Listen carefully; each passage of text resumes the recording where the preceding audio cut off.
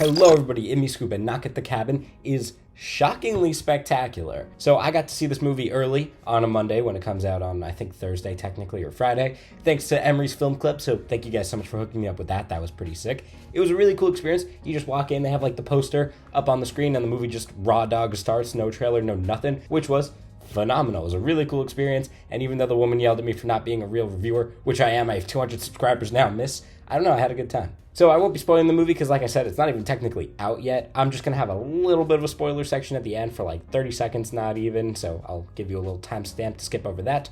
And yeah, I'll just give you some general thoughts to let you know if you're thinking about seeing it or not. So if you haven't heard about this movie, the premise is actually pretty simple. A same-sex couple and their daughter are having a fun getaway at a cabin when four strangers arrive, force their way in, and present the family with a choice. They must pick and murder one of their family to prevent the apocalypse. Worse yet, every time they refuse to choose, hundreds of thousands will die. Naturally, this is an M Night Shyamalan movie, so you don't really know if the cult people are lying or if it's actually true or not, but I mean, you could probably make a guess based on the trailers and just the plot description alone, but obviously, I'm not going to be spoiling it in this video. And one of the best parts of this movie is watching Eric and Andrew, the two fathers, desperately try to rationalize and reason with the cult, as anyone in this situation naturally would. The characters in this movie are all around very strong, and emotions run high for most of the runtime, and it's just pretty enjoyable to watch. The cult are surprisingly well humanized, and the reasons for why they're doing what they're doing are pretty conflicting.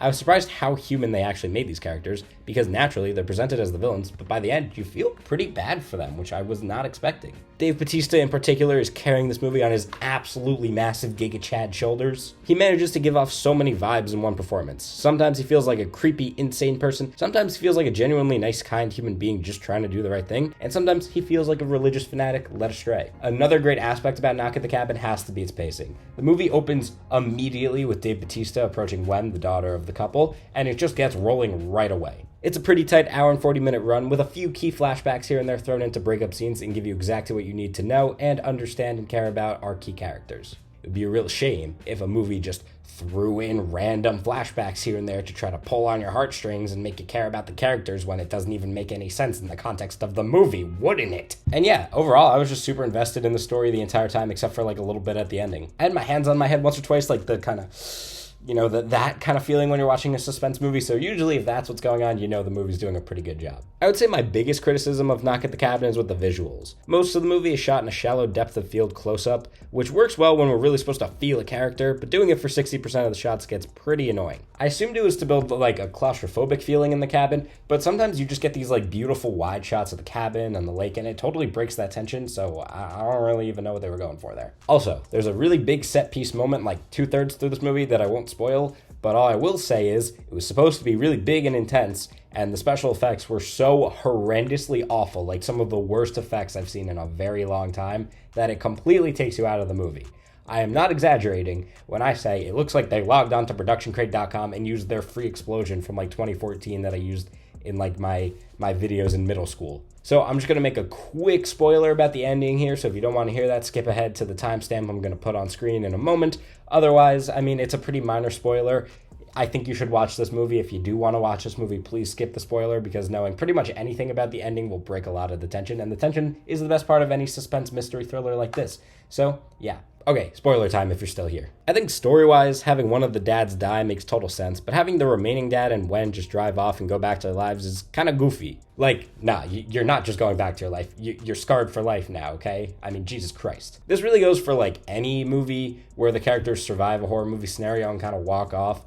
But, I mean, it's just something that really bugs me personally, and this movie does it pretty rough. Like, the characters go through hell in this movie, so just having them drive off at the end is a little weird. But, you know, if you don't really care about that, then that's not going to be a problem for you. I do think it would have been much better if the dad was killed like 5 seconds too late and the apocalypse still happened, so that the remaining dad and Wen had to walk the apocalypse, like was hinted at several times during the movie. It just felt a little weird that they gave a bunch of very strong hints that something like this was going to happen, on top of the fact it's just an M Night Shyamalan movie. Like, I was expecting them to kill the dad, and then the apocalypse still happens, and the Shyamalan twist is that they were literally 5 seconds too late. But no, they kill the dad, and everything works out fine. Alright, end of spoilers. So, overall, what do I think about Knock at the Cabin? It's pretty good. A gripping thriller with great acting and characters, a pretty bog-standard ending, and almost no terrible Shyamalan dialogue. I mean, a few lines did slip through, I'm not gonna lie, but most of the dialogue was very, very solid, which is like one of the most important parts of a movie like this. I would recommend checking it out, but I will warn you, the consensus from my screening was not as positive as what I'm presenting here, and a lot of people were laughing at some of the most tense scenes of the movie, and I actually just don't really get why. I hope I'm not some big dumb idiot person raving about this movie when everyone else hates it, but we're gonna see. So if you really get into the story like I did, you're probably gonna have a great time like I did, and if something happens early on and the movie just completely loses you and you think it's too ridiculous, then I don't know, you're probably not gonna have a great time. This might just wind up being another stupid M Night Shyamalan movie to you. But like I said, I loved it, and I would definitely recommend going to see it. 7 out of 10, solid thriller, not Shyamalan garbage. All right. Thank you all so much for watching. Once again, thank you so much for 200 subscribers. That's insane. Love you guys. Like, share, and subscribe this video. Thank you very much, and keep it crispy.